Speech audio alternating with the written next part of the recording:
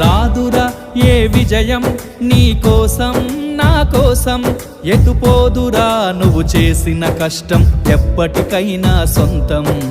కాలంతో పయనించేవాడికి కానిది ఏముంది, సాధనతోనే సాధ్యమవ్వునని సదాశయంతో సాగర ముందుకు. రాదురా ఏ విజయం నీ కోసం నా కోసం, ఎటుపోదురా నువ్వు చేసిన కష్టం ఎప్పటికైనా సొంతం.